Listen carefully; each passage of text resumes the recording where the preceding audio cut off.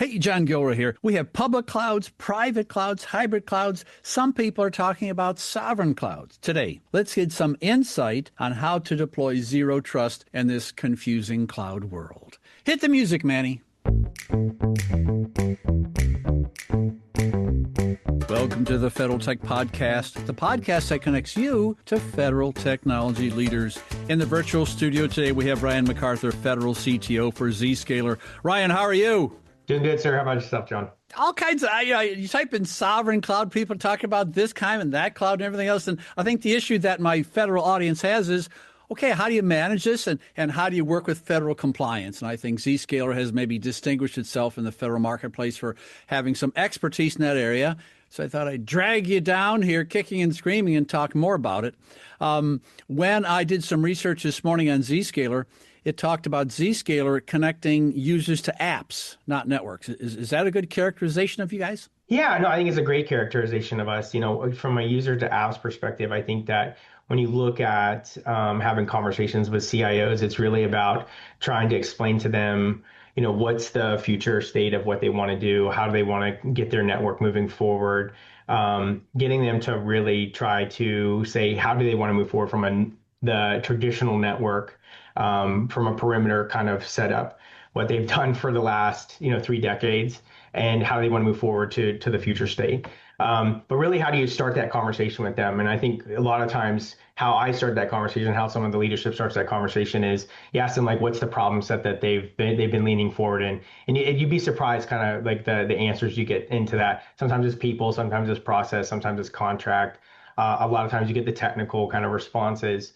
But really what we try to do is we acknowledge the perspective that they're trying to lean into. So getting them to understand the traditional approaches that they've tried to work through, getting them to understand what the VPN is giving them, that it really is that when they come in, that they're connecting, that whenever they connect into their network, that it's actually giving them access to everything within that network. The only thing that's really preventing them to connecting to everything is either the VLANs or their access control list.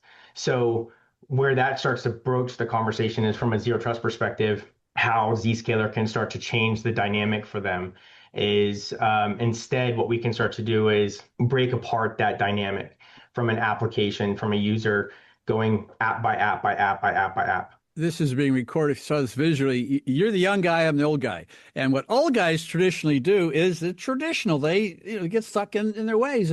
And old guys like me, we were raised with VPNs. In fact, VPNs were kind of new for some of us, and firewalls and traditional network perimeters. So I think your challenge, Ryan, is maybe a human challenge. We're talking to leaders and saying, well, maybe we've got to get away from that. And the way you just described it, moving into apps, that may raise some eyebrows in some audiences, I would think. Yeah. No, it does. I mean, I think the one thing that you have to try to do is try to break it down and to simplify that conversation with them. I think the one thing that you have to try to do is try to either give a benefit to the to giving the centric model of what it will give them. So either try to say, what is that risk posture going to give them for their current what's their current risk posture of their perimeter base? That can be a hard conversation with just a CIO or a CISO or a network person. And then what is the change going to a zero trust? How does that change the operational efficiency for them? By avoiding the inefficiencies of what a VPN or a perimeter based network does. How can I change the scalability model of that capability? How does the maintenance change? How does the performance change? Can I get rid of the bottlenecks that they currently run? Because when you have concentrators and VPNs that are running inside of their network, how can I move that and enhance the user experience by going to a zero trust capability? Using users connecting directly to applications of the internet avoids all the latency. It gets rid of the performance issues associated with VPN backhauling. And really what you can do is I can have users connecting anywhere, anytime to any of the applications in a secure manner. But then what you can really start to do is, like I said, kind of try to get to like a metaphor. How can I simplify that conversation down instead of having throwing all the technical jargon down to them, um, explain to them what is a VPN and how does it work in a simple way, and then what is the zero trust way. So the normal thing from a VPN perspective is like think of a parking garage. Generally, whenever you walk in, when you drive into a parking garage, what you do is you come into the gate, you get a security ticket, and you're going into like DCA parking garage. Each one of the levels, there's still a security gate at each one of the levels after you get your ticket. So that security gate might be down or might be up, but you're still going in and you're still able to park at every one of the parking garages at each one of the levels, no matter what. That's basically the gist of a perimeter firewall, a perimeter network. I'm going to each one of the levels, but I'm still getting access to every one of those parking spaces, right?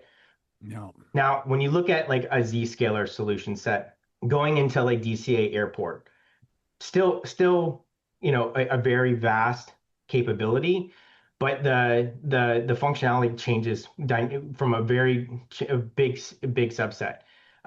When I walk into from that side of the house, I have my phone. I walk in, the first thing I do is I get checked by TSA from an identity perspective.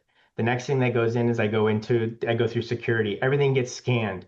Everything gets checked. That bag that I have gets checked. Then I go through and I get wanded, or I go through the metal detector. Then the next thing is you have that last person that's at the end of the security check. They might give me this stink eye and say, hey, you know what, you're not passing through again because I need to check you again. Then even at the end of that, instead of just going through your gate, there's a person that's going to be there that's going to take you directly to your gate versus you just wandering around the airport. So it's a very prescriptive way of kind of explaining how it, from a zero trust perspective, think of the gate as an application versus having clear line of sight around the parking garage where I can just park anywhere I want. Does that make sense? Yeah. Yeah. Yeah. If we try to put this in perspective, what someone who's been in the government for 10 years is going to say, well, Ryan, what you don't understand is that we went through COVID and we had to set up all these VPN systems, and people complain sometimes about speed. And I think this could be the hang up. It's like, okay, Ryan, I believe you, I trust you. But isn't this whole transition going to slow things down, especially with least privilege access? It's going to take your airport analogy and shrink it and make it more time consuming than just, I guess, walking onto a plane, huh? No, yeah. So I think that the easiest way to kind of walk people through from whenever you see the concern about people being, hey, I'm going to slow things down. What I try to do is I try to show them examples of where this process has sped that up.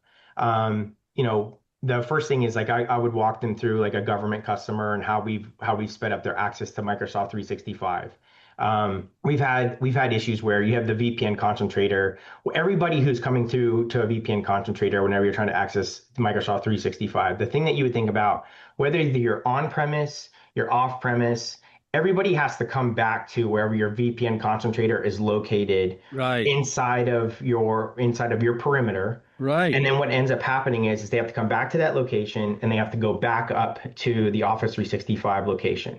But inside of a Zscaler construct, what would end up happening is you would go up to the Zero Trust Exchange where we have direct access to all of Office 365, where we're direct peering from that perspective. It doesn't matter if you're off premise, if you're on premise, your experience wouldn't change from our side of the house. So you would just be peering with the cloud. So you would be peering from an internet perspective. So you can be inside your data center in Oklahoma, you'd be around the globe, you can be anywhere and from that chain. So the entire dynamic completely shifts versus your concentrators, which are being hosted inside of your government data center. That's one example. Another example could be, and this has been done on the defense side of the house, where you have contractors or third-party vendors who are needing to access your tools from, instead of having just a government kind of controlled subset, where we end up having to segregate people and how they're trying to subset. What we can do is try to minimize the security concerns from a VPN perspective, or from a segregation and how you're doing policy control lists. When you have a VPN that's running it, basically what ends up having to happen is as soon as they get in from the VPN, you can't distinguish what your users are doing from your government user, your contract user, or your military user. There's no real difference outside of putting them in user groups in in a SharePoint, or in like an OU for their email. But what we're able to do from a Zscaler perspective is I can say, hey, this contractor has a different risk posture based on what their EDR is doing, based on what their identity is doing, based on what their location is doing, and all of that can be gleaned based on all of those factors, or and a thousand more. So what we can do based on all of those factors is we can limit a lot of different things for what those services can do. I can do remote-based access, I can do browser-based isolation, and a lot of different things just to change the risk posture for the organization. And there's a thousand other examples that we can give to change how things are going. Yeah, I'm taking notes here, and I wrote down, you can be anywhere. Well, the cloud can be anywhere. And then Yeah. I think I opened this up with this multi-cloud and on-prem and off-prem, all kinds of cloud options here. So is there some kind of fabric you guys have, or getting away from VPNs, how can you structure a access to multi different clouds for multi people in a federal environment? It seems like you need a whiteboard that's a mile wide or something. Yeah. No, I mean, so when you start to look at from you said from a cloud perspective, Yeah. working across multiple clouds, the piece that's great about Zscaler is just having that great ecosystem that we work across. It doesn't matter whether or not you're an AWS or a Google. From a hyperscaler perspective, having that ecosystem is an amazing capability. I look at Zscaler as that single pane from a zero trust perspective because of the fact that we are working not only with the top tier of EDRs and IDPs, your identity sources and your endpoint detection and all your SIEM functionalities and your hyperscale tools and your private cloud functionalities.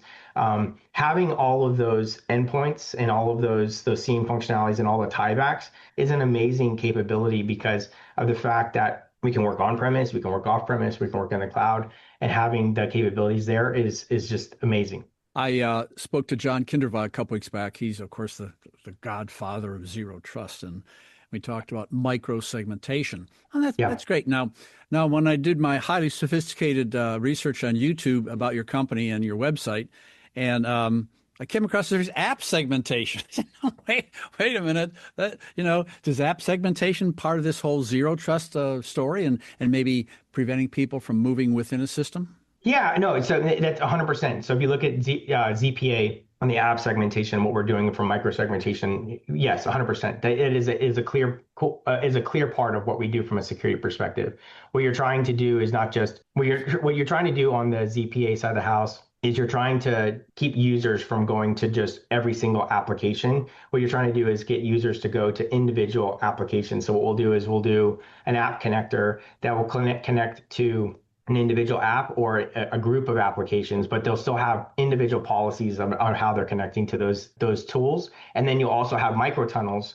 So every time they're trying to connect to one of those, that microtunnel will connect, and then it will disconnect based off of how that is a persistent. So it doesn't maintain a persistent connection like a VPN does. I was at a farm in the state of Washington in August and talking to a farmer there, and there's a lot of vocabulary that farmers use, and there's also vocabulary that people inside the Beltway use.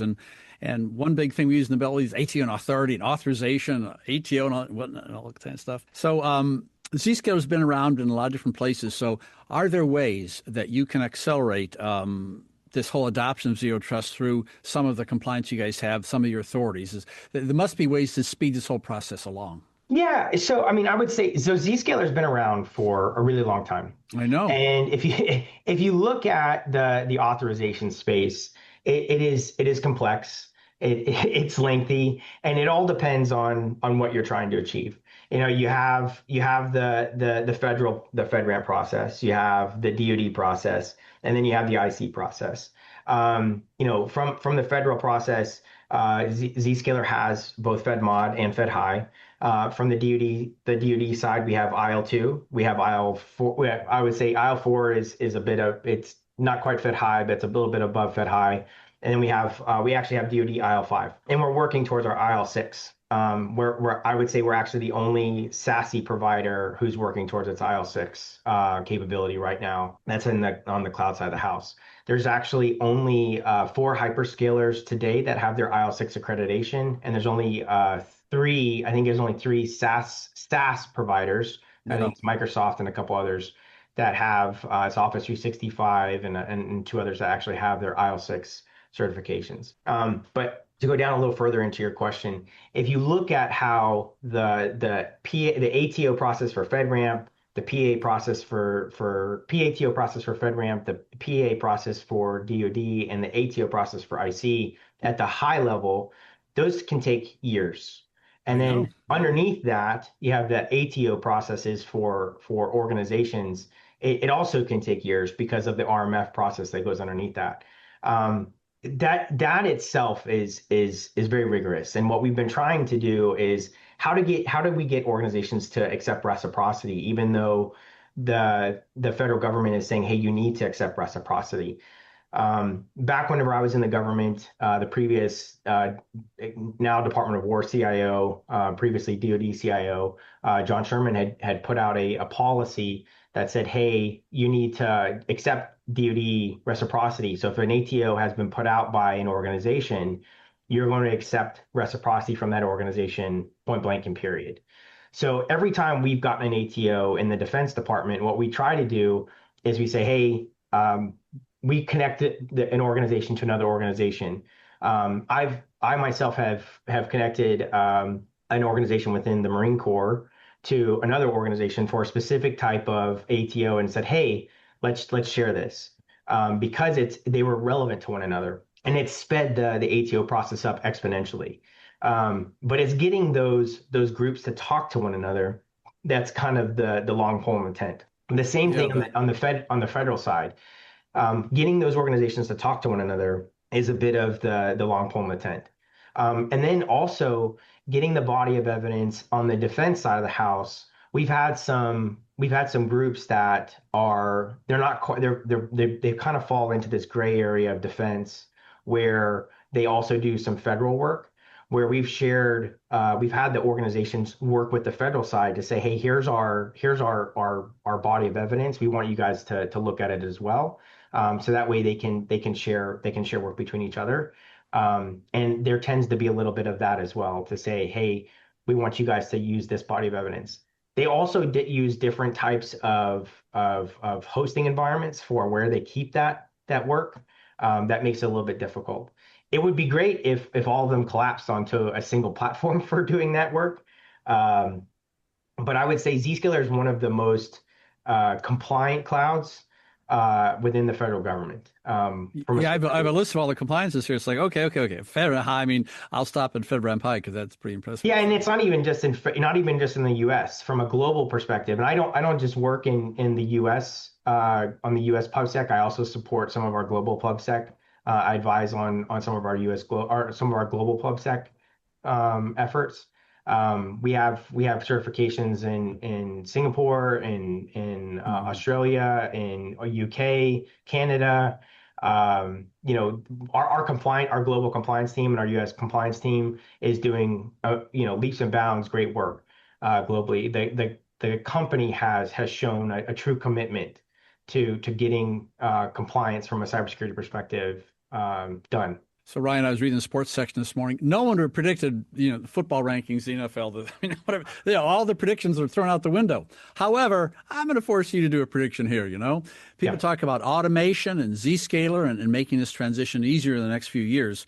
So, what kind of opportunities do you see with automation and AI in helping Zscaler, and the federal government partner together to reach these difficult compliance goals? Yeah, so I mean, I think going in the future is definitely hard, especially in the IT space.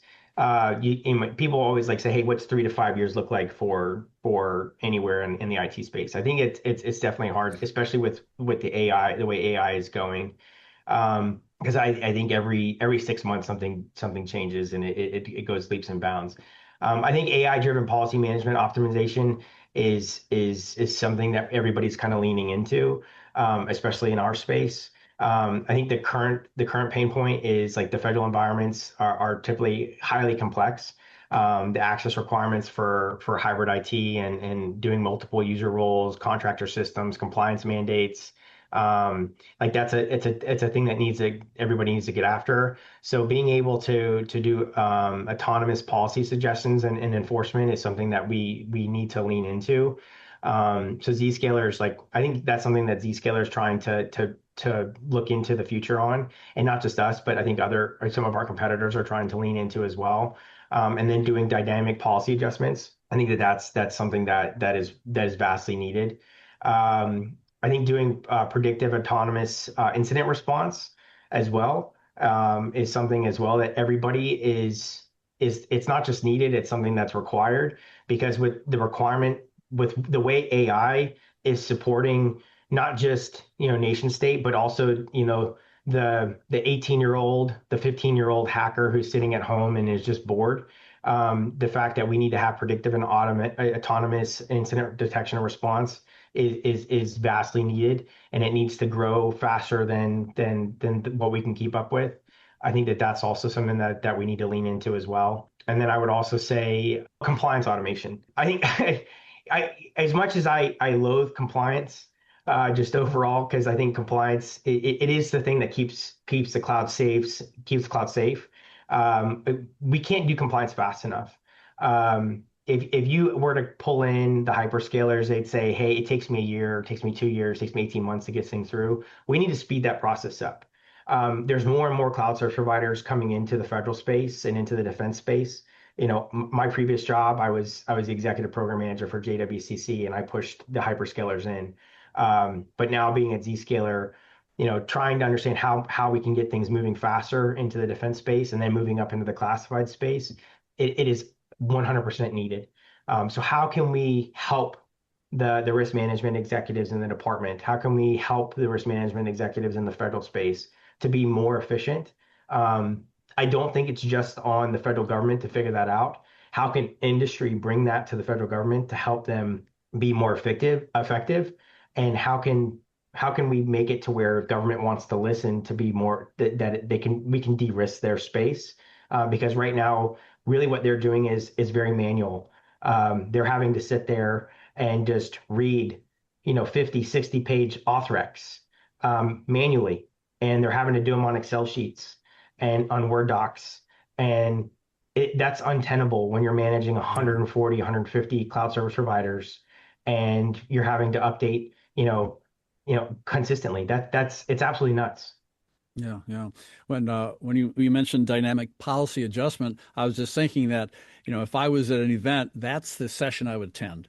And I think that's that people just want to see how that can actually happen. And I think you guys have an event coming up first week in March or something. Maybe that'll be a topic. So what's going on? Is it first week in March in DC? Is that where your conference is? Yes, sir. We're going to have a Zscaler Public Sector Summit. The first week of March will be the second and the third. So we have training on the second. I think we'll have a splash page that we can hand over to you. So if you want to, I'll put it in the show notes page. So if you're listening to this, you can go to the show notes page. And are you speaking down there? Can we come down there and throw tomatoes at you? Yeah. I'd have to talk to marketing. I might be up there on a panel. Yeah, one or two. And then there'll be training on the first day, and then the third day will be dedicated towards coming in there talking with industry people, government people. Last year, I think we had over 1,000 people that attended. So yeah, I'd love to have anybody come down. And John, you're welcome yourself, man. I think it's because you can tell your depth of experience here. You've very carefully used some terms here and not use them. Some people can grab you aside and say, okay, Ryan, what did you really mean by this? And then you can say, is not being recorded. Okay, this is what I meant by this. And that's why I love the conferences, because you have those hallway conversations that you can't normally have in other areas. And there are people that don't want to exchange information via email, and they want to grab Ryan, come here. But I think it's just so informative, and especially these topics like dynamic things happening with policy requirements. Just everyone, how do you do it? How's people, other agencies do it? Because maybe they don't even know. Yeah. Well, unfortunately, Ryan, we are running out of time. You have been listening to the Federal Tech Podcast with John Gilroy. I'd like to thank my guest, Ryan McArthur, Federal CTO for Zscaler.